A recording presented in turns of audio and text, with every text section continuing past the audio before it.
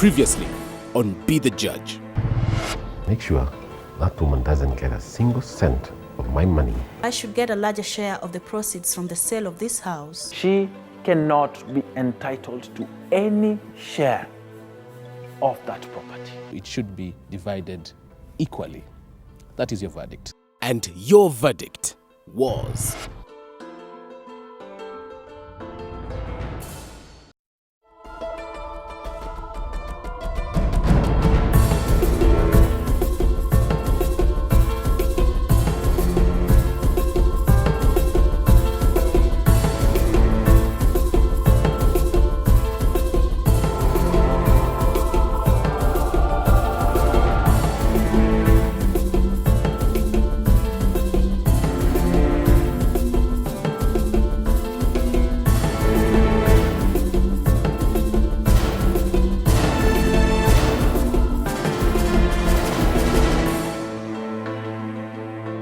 The tort of negligence can be defined as a breach of duty to take care which a reasonable person will do in the circumstances to protect another person from a foreseeable risk of harm. Such a breach would thereby result in injury or loss which would entitle the claimant, who is the injured party, to an action for compensation against the negligent party. Negligence is different from carelessness in that a person may be exercising as much carefulness as they are capable of while doing something but still fall below the level of competence required of them by law and therefore considered to be legally negligent. So what then are the elements that a court takes into consideration in determining whether a person is negligent or not? This question will be put before the court today, which will apply established legal principles in making its judgment, while we shall be handing the scales of justice to 9 Kenyans who will be part of a special jury. The jury will watch the dramatized negligence trial that is based on a real case with similar facts that has gone through the Kenyan legal system and a final decision made. Ultimately, the real court verdict will be revealed and compared to the jury's decision, explaining the legal basis for the court's finding.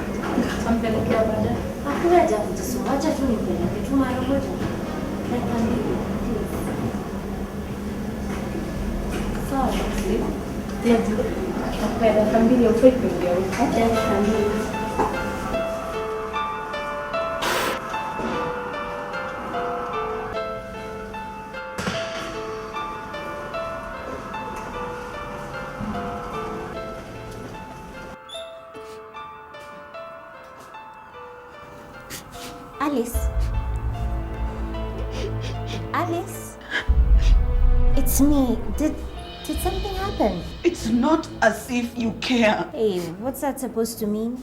You're leaving next week, aren't you? Yes, but I've only just found that out. How did you know? You're the only one I had in this place. What happens when you go? What am I supposed to do? It's going to be all right. It's not going to be okay. You're not the one who's getting left behind here. No, don't tell me what to do. You need to calm down. Don't tell me what to do. Papa? Hakuna? Haya, toka basi.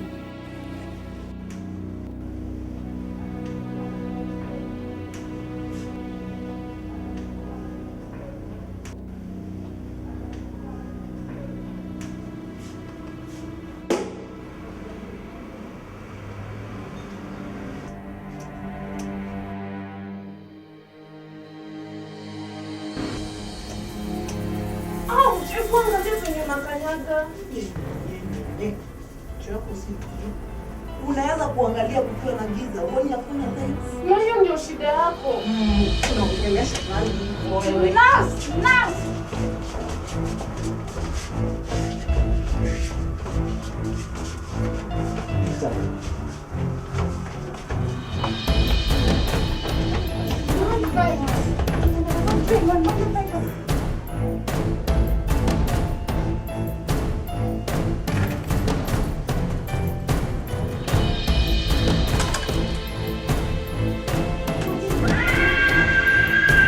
Everybody stay here.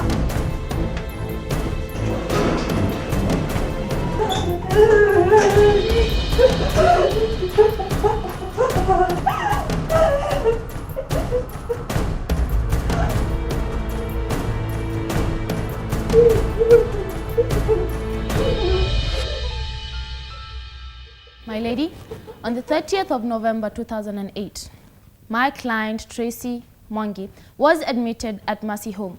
She had been diagnosed with severe depression. 2 months later, my client was brutally and savagely attacked by a violent patient. As a result, she lost her left eye. And if that was not traumatic enough, she lost her job and not to mention her self-confidence. My lady, by admitting my client, who was seriously ill, Mercy Home took it upon itself a special duty of care. My lady, we will prove to this court, beyond the shadow of a doubt, that the defendant's negligence directly led to the tragic losses of my client. And if no amount can give back what my client has lost, we will be asking for 500,000 shillings in special damages, 3.5 million shillings in general damages. A drop in the ocean compared to what my client has suffered. If ever there was an open and shut case, this would be it, my lady. Mrs. Tracy Mwangi put herself directly in harm's way when she knowingly broke protocol by entering a violent patient's room and taking with her a dangerous weapon. We are going to bring forth witnesses as well as evidence to prove that Mrs. Mwangi had the mental capacity to take full responsibility for her actions. And, therefore, it is her and not the hospital that is liable. How did you come to be at Mercy Home? I went into severe depression after my son's death. I'm sorry to hear that. And where did you meet with your attacker, Alice Macau? We met at Mercy Home. We shared the same passion. We both enjoyed literature and fruits. Kwani unafikiria unaenda? Nataka tu kuongea na yule patient kuhusu kitabu anasoma. Si unajua ufai kuongea na high risk patient bila kuniconsult. Ndio, lakini nataka tu kumuuliza kama naweza isoma akimaliza. Ni long since nisomeo kitabu na naweza taka kusoma tena. Sawa, dakika 2 peke yake. Dakika 2.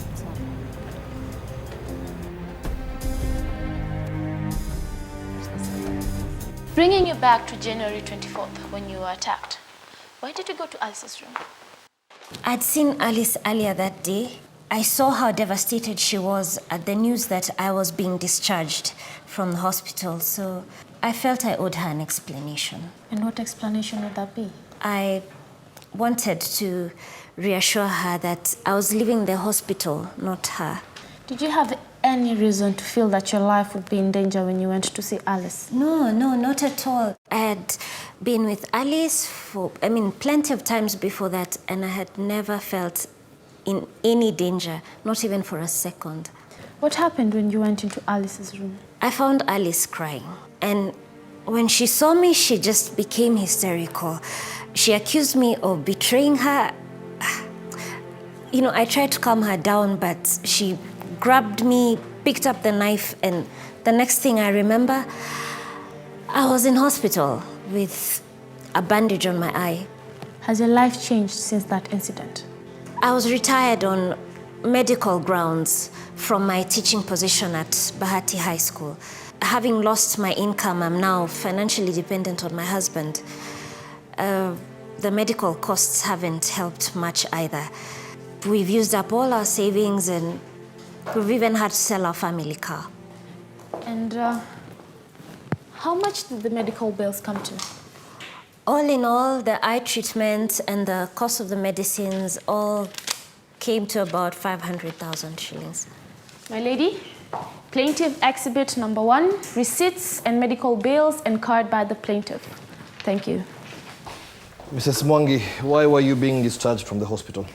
Dr. Abongo, my psychiatrist at Mercy Home, he told me I'd overcome my depression and I could continue with the recuperation at home.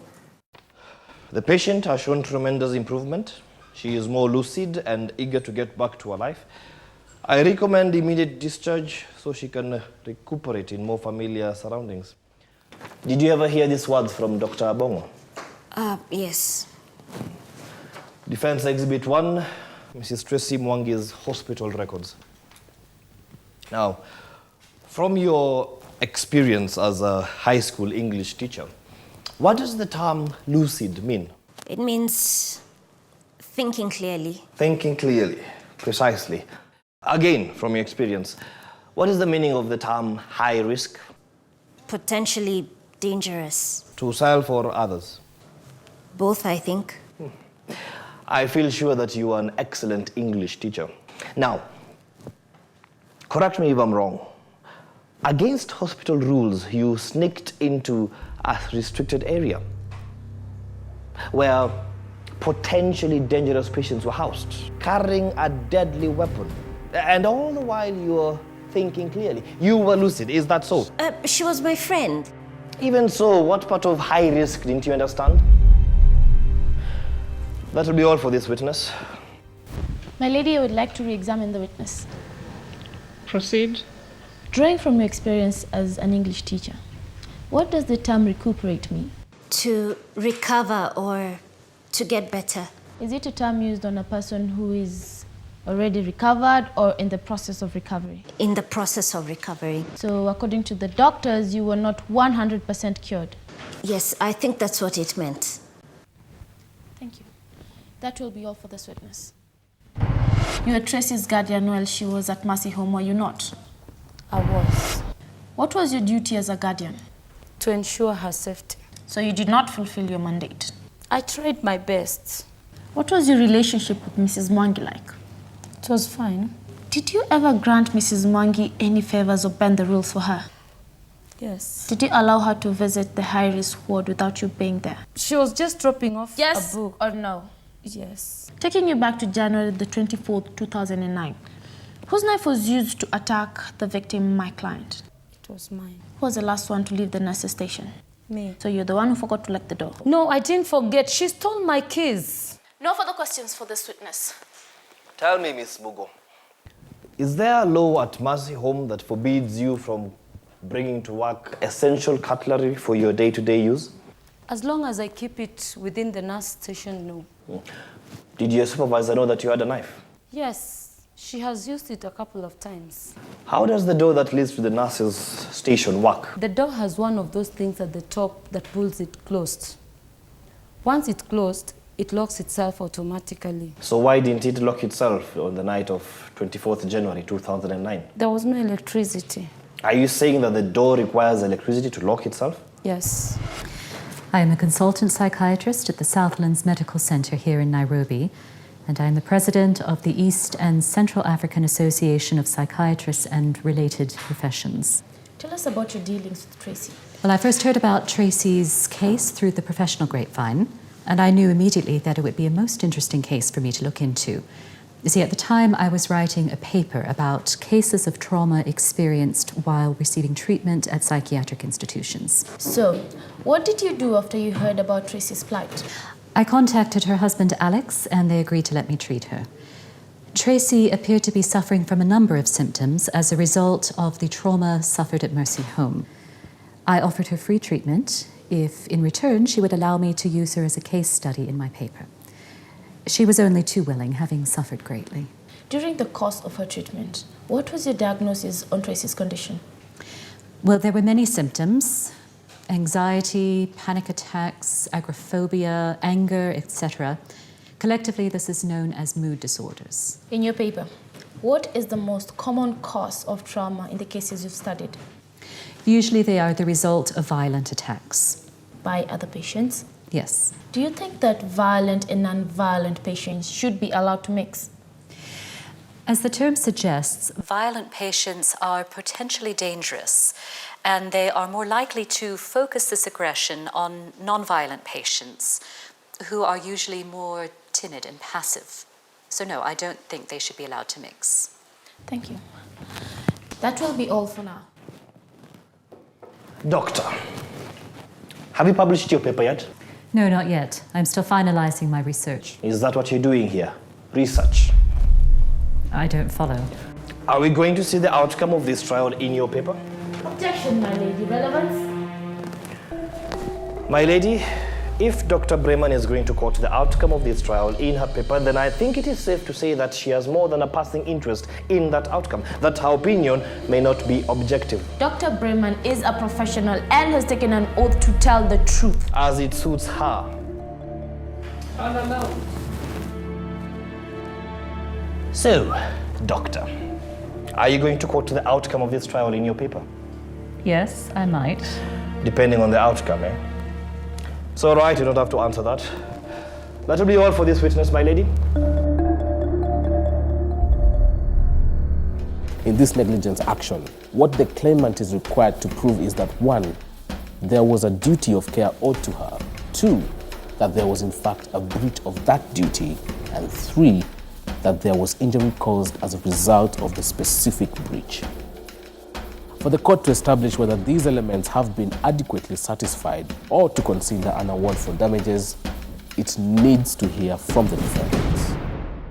What does your job as the superintendent at Mercy Home entail? I ensure the smooth running of all the operations within the hospital, as well as treating patients. And how long have you held that position? 9 years. How many patients do you have at Mercy Home at the moment? 35. And what is your capacity? More or less the same figure. How many staff members do you have? We have 12 full-time staff, 2 doctors, 6 nurses, 2 cooks, and 2 security officers. So you have a staff-to-patient ratio of about 1 to 3? That's about right. Sounds to me like you run a pretty tight ship. We do. In the 9 years that I've been at Mercy Home, this has been the only major incident that has taken place. Going back to the night of January 24th, 2009, the doors to the high-risk wards failed to lock. Why? That night, there was a nationwide blackout. So we were forced to use our backup generator. Our auxiliary generator took about 3 minutes to kick in. So you're without any power for a total of just 3 minutes? Yes. But it proved enough time for Mrs. Mwangi to go to the nurse's station and steal the key. Doctor, do you have any rule that prohibits violent or high-risk patients from interacting with other patients? It's more of a precaution than a rule. But such interactions are always supervised by guidance. We believe our patients benefit from contact with other patients. What did you make of the interaction between Alice and Tracy? I felt it was constructive. Soon after they met, both showed signs of tremendous improvement. How could that be, doctor? Since Alice and Tracy met, they've been enjoying each other's company, thus stabilizing the moods. Were you ever worried about Tracy's safety? There was no cause to worry, because all the interactions were supposed to be supervised by guardians. One more question. Yeah. Your staff have been accused of giving Tracy a lot of freedom, that she was allowed to walk around with unsupervised and even receive visitors unsupervised. It's our policy to allow our patients who are on the path of recovery greater freedom. It prepares them for the life outside. To go from a highly controlled environment to one without controls, without smooth transition, can have a negative impact on a patient's recovery. Thank you, doctor. No further questions for this witness, my lady. Dr. Abongo, what is this? It's the last report on Tracy's hospital record. And who wrote this? That would be me. Can you show me where you've stated that my client has fully recovered? It doesn't say it in those exact words. But lucid means that... We are very clear on what lucid means. Can a patient be lucid 1 minute and not lucid the next? Theoretically, it's possible. So it is not a definitive term for recovered? No. If you're so sure that my client had fully recovered, why didn't you say so in your report? A psychiatric patient can only be certified that she's fully recovered when he or she has successfully been rehabilitated back into society. Therefore, you cannot say that my client had, at the time of the incident, fully recovered. No. Doctor, in the world of psychiatry, what is the current thinking about interactions between violent and non-violent patients? We are kind of divided down the middle. So which side are you on? I don't think keeping patients in isolation and heavy sedation is a sound rehabilitation strategy. So you're pro-interactive? You could say that. How about your colleagues at the hospital? Don't some of them advocate for complete separation between violent and non-violent patients? How do they justify their arguments? They believe violent patients are a safety risk to themselves and others, and so they should be kept in isolation. So there was a feeling that encouraging such interaction is potentially dangerous, and yet you chose to ignore it. We didn't ignore the warnings. We took precautions. Apparently, not well enough, Doctor. When was the last time you carried out an emergency drill at Mercy Home? I can't remember. Have you ever? We give our staff ample training on security procedures. Again, Dr. Abongo, not enough. By Ms. Mugu's own admission, she was not aware that the electric door would fail in case of a blackout. Because there is always power to service essential appliances. How often do you service your generators? Regularly, every 3 months. Are you sure? Very sure. I put it to you that for a generator to take 3 minutes to start up, it must have been lying dormant for more than 3 months. Objection, my lady. Is counsel an expert on generators? Sustained. Are you suggesting neglect by the hospital? Your words, Dr. Abongo, not mine. That will be all for this witness, my lady. Doctor, at the time of the incidents, had Mercy Home been inspected by government officials? Yes. The officers from Inspectorate Department under the Minister of Health had thoroughly audited the premises in November of 2008. Thank you, Doctor. The defense rests, my lady.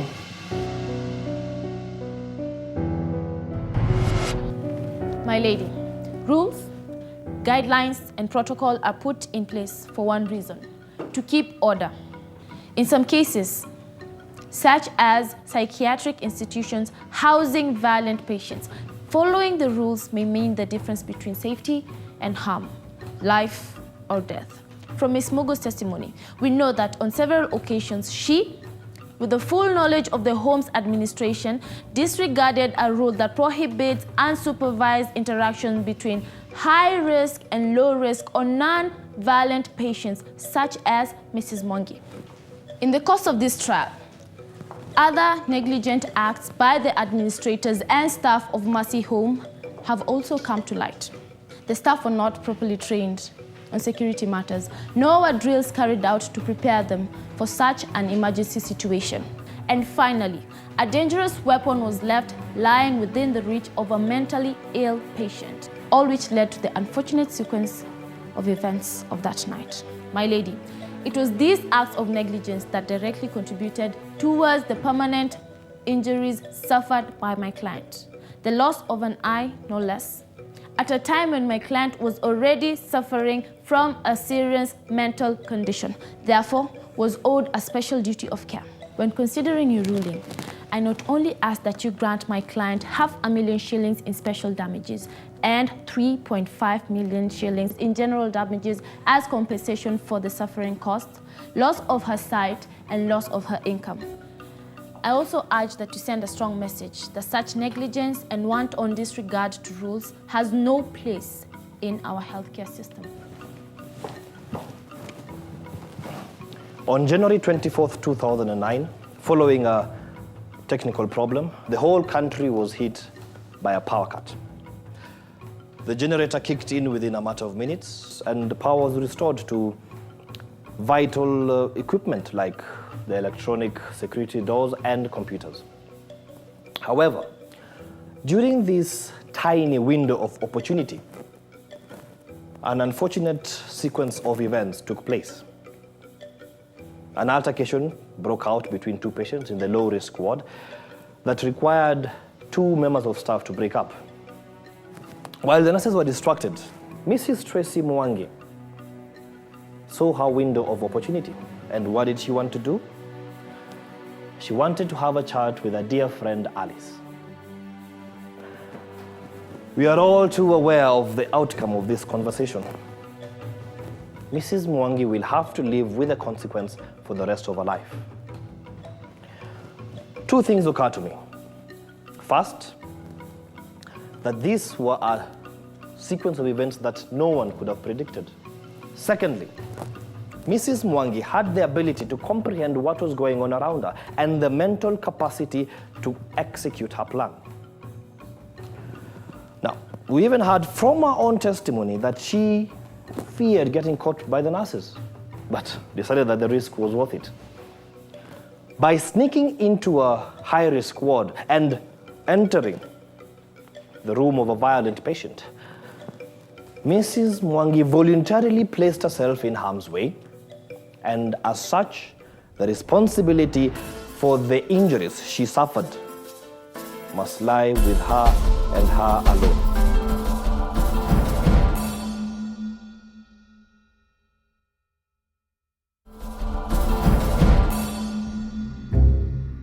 Both parties to the negligence case have closed their cases after calling witnesses and presenting evidence before the court.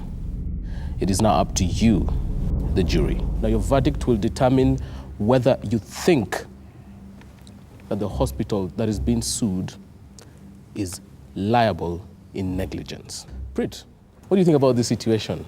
I'm pretty shocked at the fact they're blaming so much on the hospital, because as you can see that although they're giving the leeway to her to go and visit a friend, she wants to really visit her friend. It is helping her as well. You can note from their little experiences, reading of books and whatever it is they're doing together, but it's helping both of them. But now something's gone sour. She lost an eye, so now she's putting all the blame on the hospital staff. So I think there's a lot of credibility of that person who's asking for that money as well.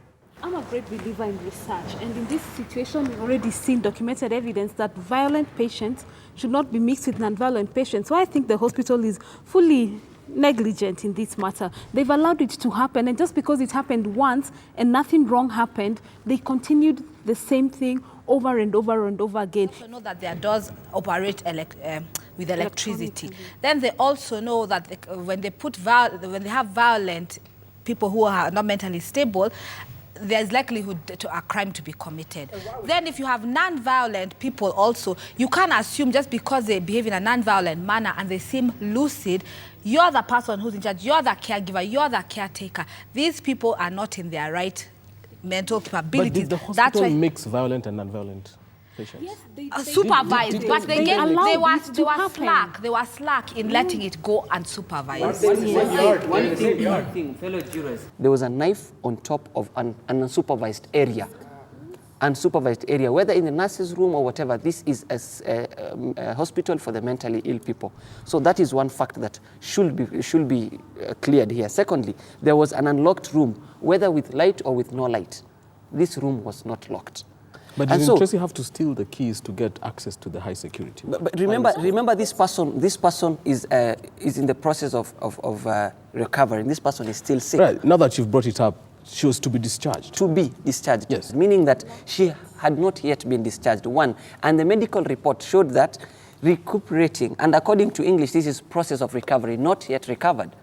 So there is no way that this hospital can be able to shift blames to this sick person. It is the full responsibility of the hospital to ensure that they take care of their patients when recovering, after recovering, till that person is fully set to be left to the society. Don't you think when she threw the banana... I get what you're saying, Jumali, and I very much agree with you. But something happens to me, like a vehicle comes speeding. I don't look and the vehicle hits me. We might tend to shift the blame on the vehicle, but it was my responsibility to look right and left and look if there's a vehicle coming. So in this case, there was a placard entered on that door that it's a high-risk ward. She ignored that. Let me finish. She was recovering and she was about to be discharged. So it means she was at a point whereby she's mentally capable to make some decisions right and sound. Let me finish. The fact of the matter is there was a placard entered on that door. Okay, can I also pinpoint a question about her mental state? This is a woman who came in for depression. Then she's tried to make friends, and she finally found a friend in this woman who was violently, insane. Now, once she had a friendship with her, you could see when she was leaving, she had guilt. Like saying, I'm not abandoning you. So you can see this is somebody who's still mentally very, very vulnerable. I want us to deviate a bit from blaming the hospital. I want to apportion the blame to even Tracy herself, because she knew very well that is a very high-risk, ward, and there was that the knife. As much, and the reports actually were showing that this. You see, that's why she's a patient. How did she know? My fellow members of the jury, I think we must bear in mind what sort of institution we are dealing with. Nobody in this institution except the workers, the staff, is normal. Whether that person is just about to be discharged, as long as the person is not discharged, he is mentally sick. But a person who is mentally sick needs to be under the care of the medical staff at all times. You cannot allow a situation where even bananas and the mangoes and knives are left because they can be used as weapons. I don't even know what we are debating about. This is a mental facility. The people there are all mental, whether they're recuperating or crazy still, they're all mental people, okay? And whether the nurses are allowed to bring a knife to work or not, the fact of the matter is it should not, that knife or that gadget or whatever it may be, should never be left where it can easily be accessed by a patient. So for me, I'm not going to stretch my head thinking, oh, this should have been done, this should be done. Just like in football, there's nothing like an almost goal. It never counts, all right? So she was still a patient.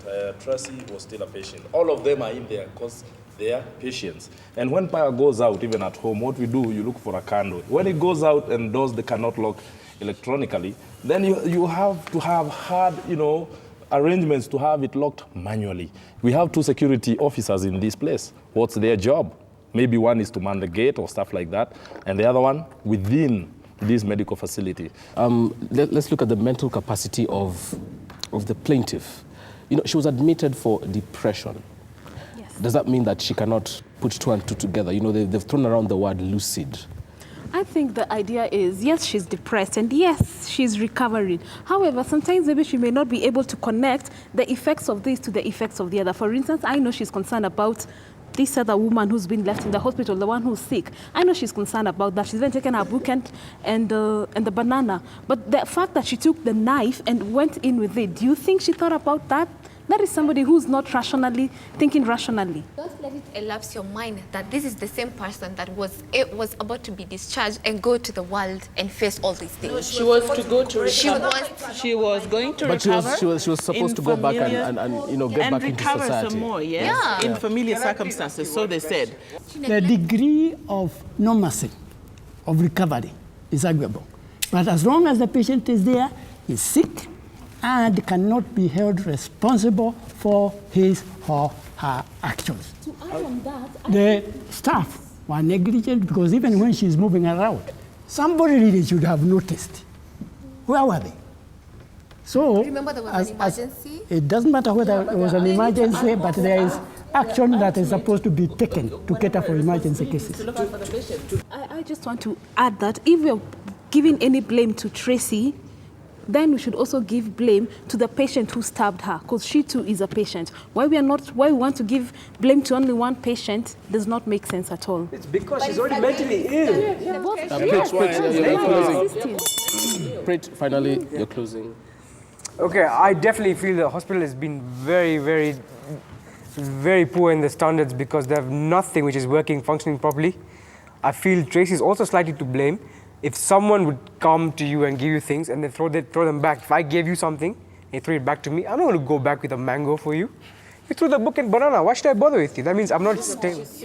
Yes, you're both sick. Yeah, if I go back with a mango, then you're sick. But she's not going to think like a normal person. Exactly my point. The hospital staff should improve all their areas, from security drills to the electricity to even the simple things of rotating stuff. Never should you let anyone get friendly with you, especially in an environment like that. From security guards to anything which is legal like this. All right, so let's take your individual votes on who you think, if you think that Mercy Home was negligent. And if you do find that Mercy Home was negligent, that means you found in favor of the plaintiff, Tracy, then she's asking for compensation of her hospital bills and for the pain, suffering, and loss having undergone the trauma she did at Mercy Home. We'll start with you, Mr. Nguru. I have no hesitation in finding Mercy Hospital negligent. She should get not less than 5 million. I think the case should be dismissed.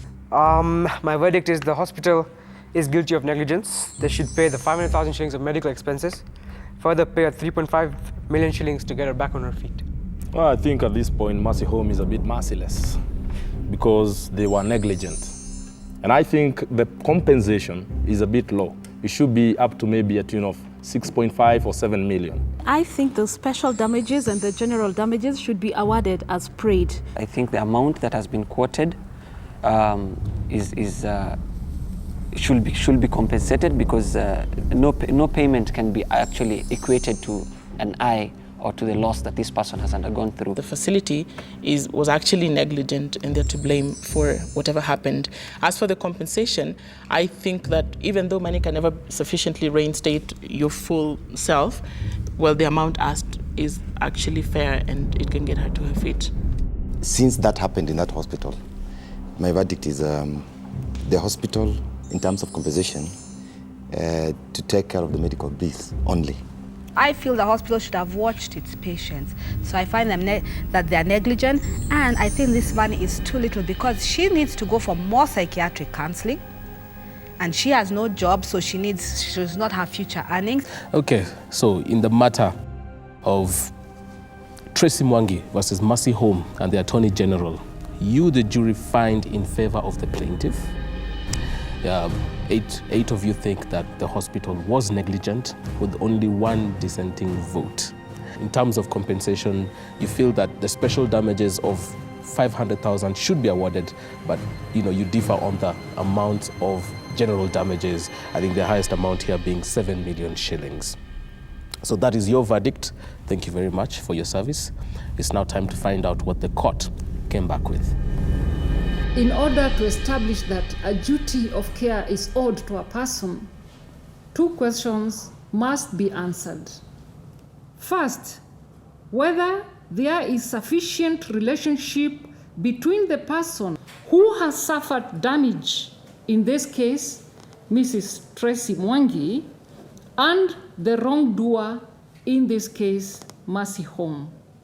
The relationship would have to be such that it would be reasonable for Mrs. Mwangi to claim that carelessness on the part of Mercy Home actually caused damage or harm to her person. Secondly, if the answer to this question is yes, then how can the damage be quantified, and are there any factors to be considered that may limit or reduce the scope of the duty of care owed? In this case, I find that by accepting to supervise Mrs. Tracy Mwangi's treatment while admitted in their facilities, the doctors and nursing staff of Mercy Home took upon themselves this duty of care. Since there was a breach of such duty of care, it gives rise to an action for negligence, notwithstanding whether she had recovered or not. As for the award of damages, the plaintiff filed in the plaint a figure of 500,000 shillings as special damages for hospital bills and the cost of medicine and treatment. It was incumbent on the plaintiff to prove this figure, but according to receipts filed as Plaintiff Exhibit 1, only 154,000 shillings was strictly proved. Therefore, I award the plaintiff the sum of shillings 154,000 in special damages. The plaintiff particularized general damages at 3.5 million shillings on the grounds that Mrs. Mwangi had suffered permanent loss of sight, had undergone emotional trauma, loss of past and future earnings, as well as other damages. I, however, find the plaintiff played a contributory part in the negligence and find her 20% liable. Taking all this into consideration and the need to maintain a reasonable award, I award the sum of shillings 1 million in general damages. The plaintiff will also have the cost of the suit. This court is adjourned.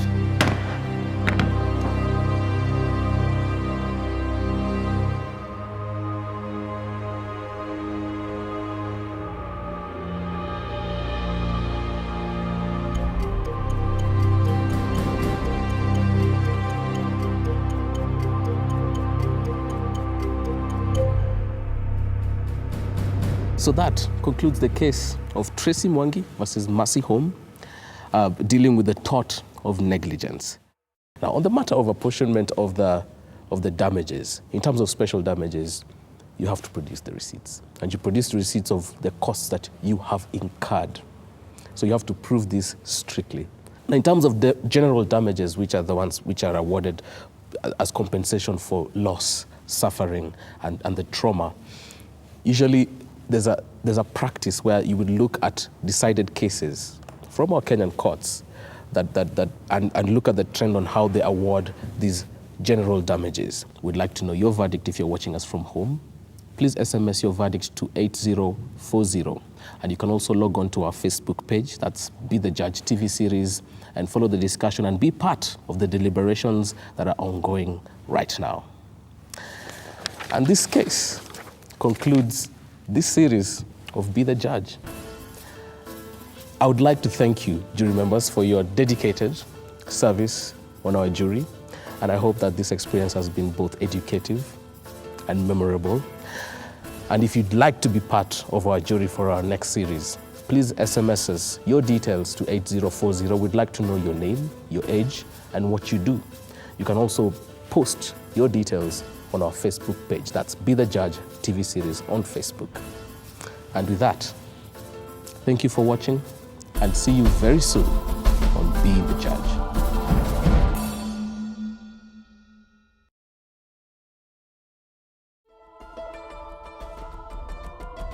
The amount paid as general damages has really disappointed me here. But I still stand by what I had said earlier. But who am I to question? I just have to wonder if these magistrates are legally bound to cut down their awards, because there's nothing they ever award as requested. So I don't know. I don't even know what they consider when they are awarding. I pity her because she has lost an eye for sure. I think it should have been a little more. Although 20% blame, it's hard done by. I find in this case her lawyer should have done more work, Tracy's lawyer. In terms of special damages, even if you spent 154,000 right now, they should have had somebody, like if it's a plastic surgeon or a doctor, project figures for later. I feel totally disappointed they can give a person who's lost an eye 1 million shillings. I mean, what's 1 million, Bob?